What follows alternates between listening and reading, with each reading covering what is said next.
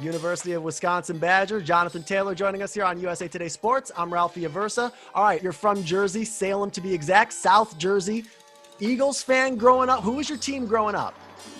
So growing up, my team was the Texans because they had Arian Foster, who was my favorite running back. And then recently, South Jersey, Glassboro graduate from Glassboro High School, Corey Clement, was drafted to the Eagles. And then I started recently, tuning into the Eagles, watching them because Corey Clement was a guy who I looked up to when I was in 8th grade. He was a senior in high school, running all over South Jersey, and that was kind of my inspiration going into high school.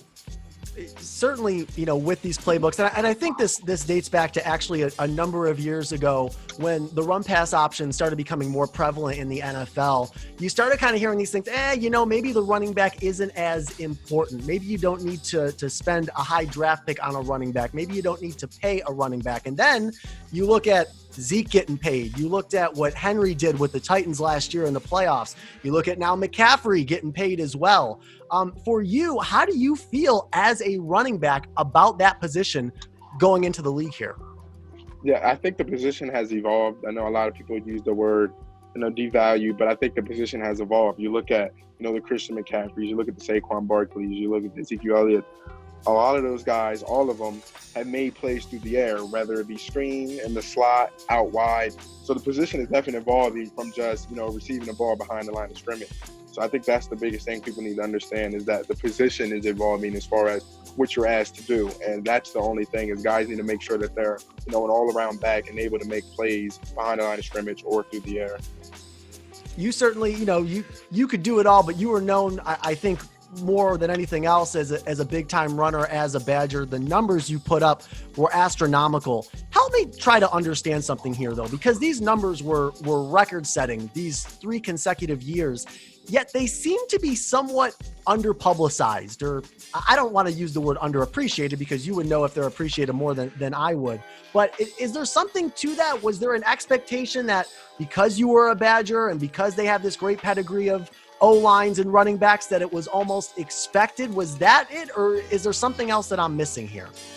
So I don't think it was expected, but there is a long line tradition of, Badgers bringing in outstanding running backs, and, me just carrying that torch adds to that tradition. So people kind of weren't shocked that someone was adding on to the tradition. But like I said, the next level, it's really not all about running the ball. It's about being able to keep the quarterback clean. It's being able to, make plays downfield, catching 40-yard passes, catching 15-yard passes. So I think, going up to the next level, that's what they're looking at. They're saying, is this guy an all-around back? And like I said, thankfully, Coach Chris, he was able to change the scheme up a bit this year. So I was able to put that on tape for my junior year. Speaking of, playing for the Badgers and playing at Camp Randall, it's interesting as we talk about how this pandemic has affected sports. The NFL, at least for now, obviously your off season's going, you've outlined a number of different ways in which it's going to change compared to a typical rookie off season heading in. But it seems like right now, at least, the regular season's going to continue on. That's not the case in a number of other sports, including college football, which is in the headlines at the moment because all of these different scenarios are being kind of tossed out. I'm wondering, just for you as somebody who, on game day would play in front of 80,000 plus at Camp Randall, one of the biggest stadiums, not just in the country, but in the world. Can you imagine now going to the NFL and playing on Sunday with no fans in the stands? So me being from Salem, New Jersey, which is a small town, our senior year, the Thanksgiving Day game, we had 1,000 people at the game, which is the largest crowd I played in front of before going to the University of Wisconsin. So a small crowd definitely wouldn't affect me. I'd be going into the game ready to go and be super excited. But I'm sure a lot of guys who are acclimated to playing in front of large crowds from, Texas or Florida who played with those larger stadiums, it'd kind of be a different feel for them. All right, Jonathan, before we let you go, I know you are an Under Armour athlete now. I see you're actually rocking the Under Armour swag right now during the interview. Yes, sir. What's it like now to move forward in this next stage of your career with Under Armour?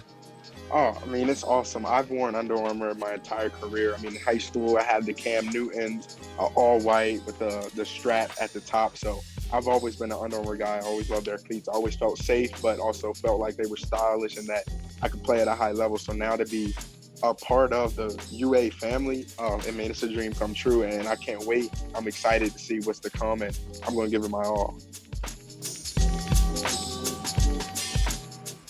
Hey sports fans, if you want to see more videos like this, check out some of our other ones right here. And if you like what you see, hit the subscribe button and stick around for more from USA Today Sports.